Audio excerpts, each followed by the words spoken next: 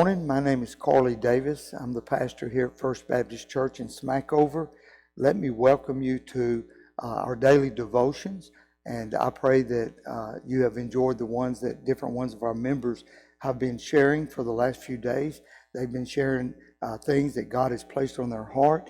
We plan on doing this for the rest of the summer, and so we just want to invite you to be a part. We also want to invite you to be a part of our morning worship services on Sundays at 10:30.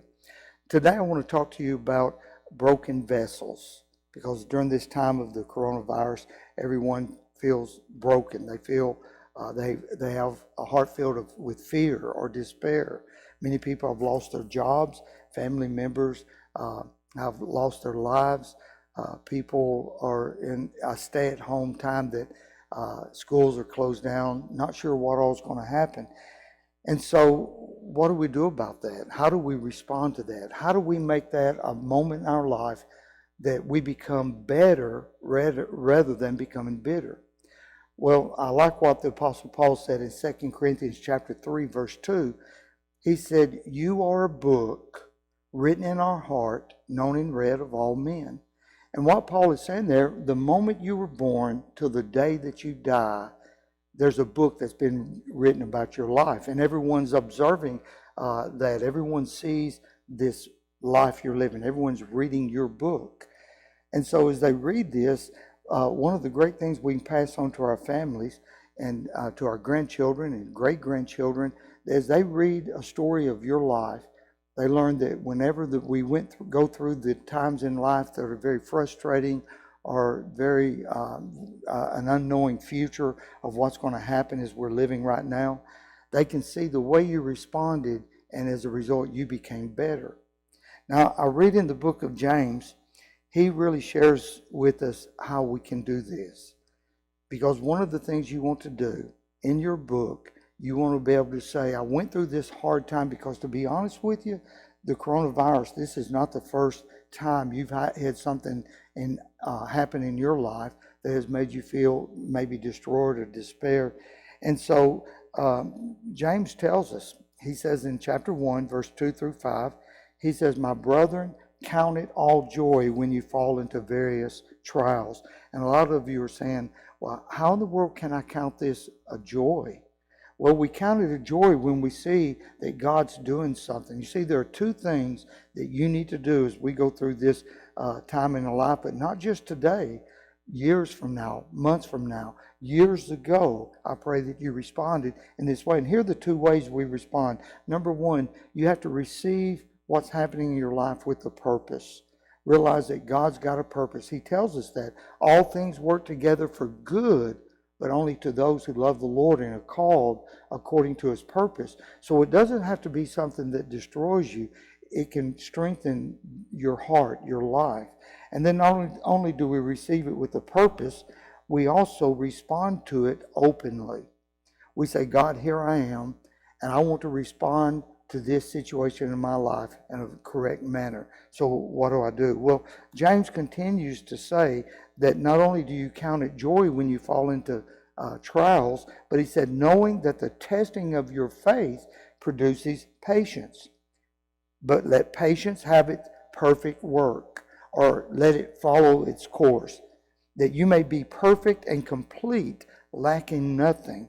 If any of you lack wisdom, let him ask of God, who gives to all men freely. And so what he's saying there, he's saying, if you'll be patient, and if you'll look at this from the right way, if you'll receive it with a purpose and respond to it openly, then you'll realize that God's doing something. He's got a purpose. And God, I'm going to be patient until you complete your work that you're trying to do of maybe building character in my life, making me strong for other times in my life that's coming in the future, or making me strong for other people.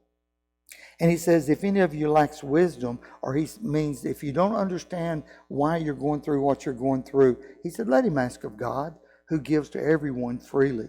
Now, when I think about the rose bush, whenever I think of a problem like this, the way most of us maybe treat problems that come along in our life.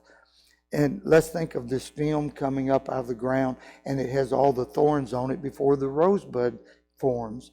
And we have to be patient. We have to let that bud completely mature, complete its work until it opens up, and then that beautiful rose is in front of us.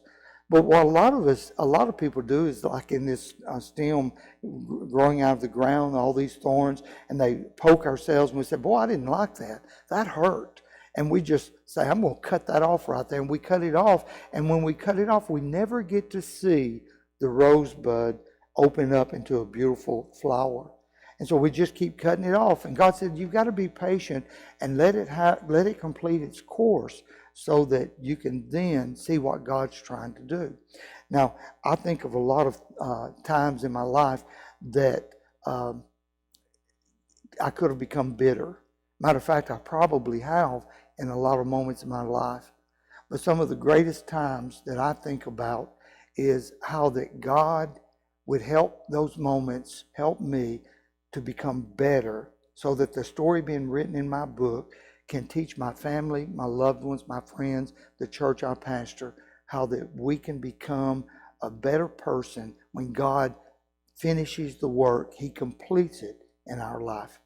I want to share some stories with you the next time I talk about those moments in growing up where I could have become bitter, but how God did a wonderful work to complete it and do a great work in my heart so that I pray God can use me in the life of others. Thank you for watching, and if you'll join in Monday morning, you'll be able to hear one of our other members as they share, and just join us every day. We also have some devotions coming up for the children.